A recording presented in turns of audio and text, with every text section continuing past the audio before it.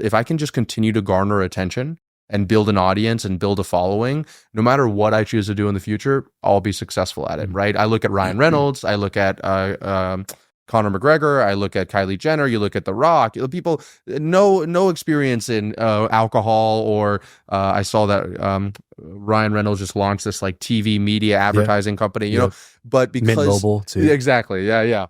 Mint Mobile, and I'm sure he has equity or something in all of those companies. Yeah, well, he exited Mint Mobile for like 400 million or something. So that's a perfect. So he's done a great job at garnishing his attention, and then pretty much you have that, which is the most valuable thing in today's society. And so then you can, I call it the attention cannon. You can then just point it at any offer or any idea that you have, and it'll instantly be a success. Yeah.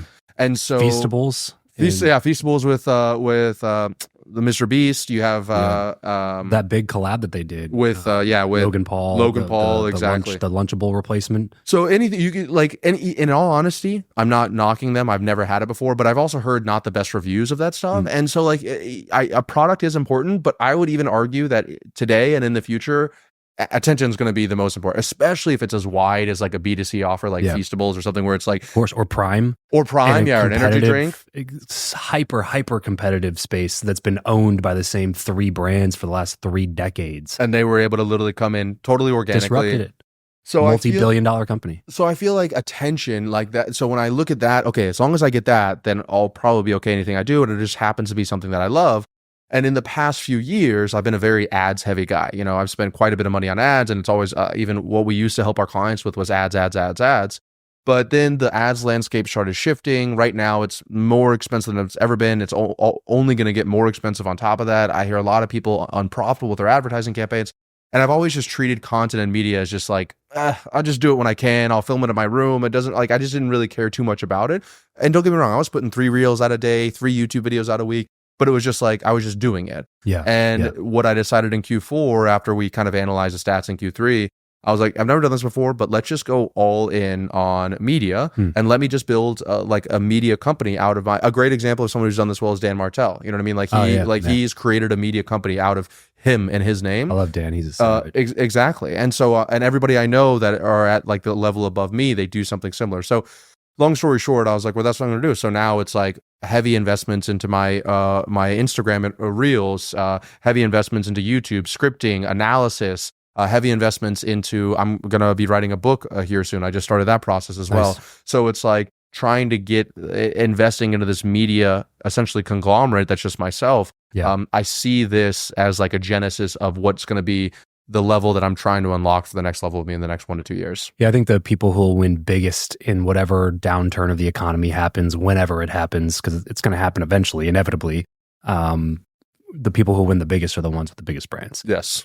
Because they don't lose in that time.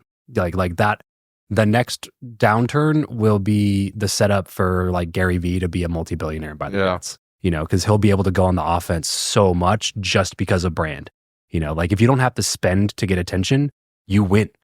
You know, like that was why Prime won. I was listening to Logan Paul on somebody's podcast talking about it.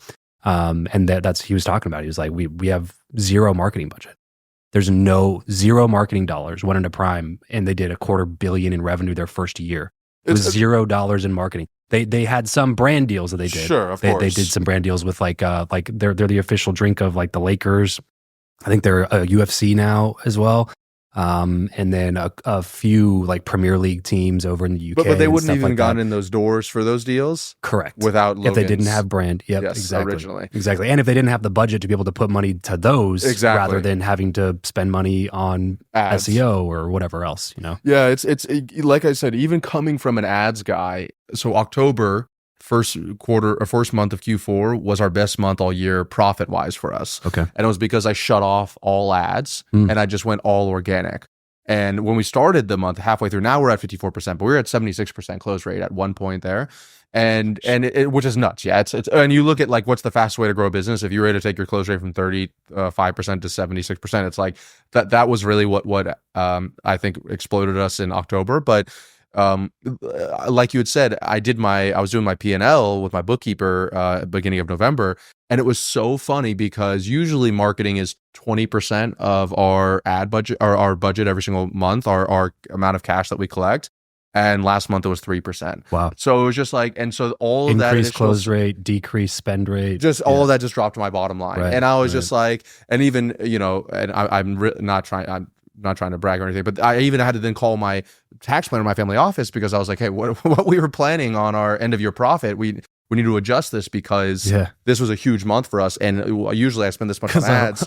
I don't want to get raped come April. Exactly. Yeah. And we're trying to we make plans before the end of the year. And so it was funny how kind of all of that worked. But yeah, it's so the two interesting studies that also kind of back up everything we're saying here.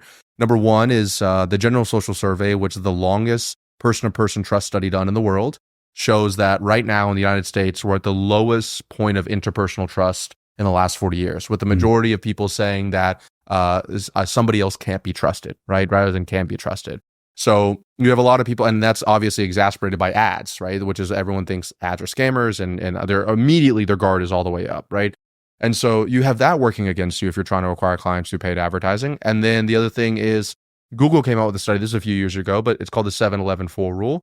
And they identified that on average, it takes 7 hours of content across 11 touch points in 4 different locations to turn a stranger to a buyer. And so 7 hours? 7 hours of content exposure.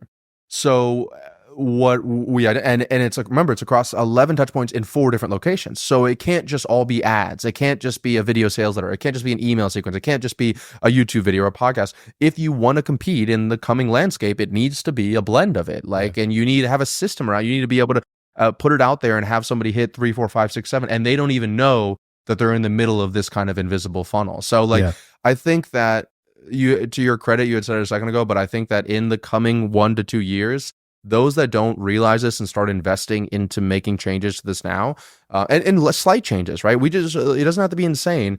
I think they're going to be either out of business or really struggling in the next 48 months.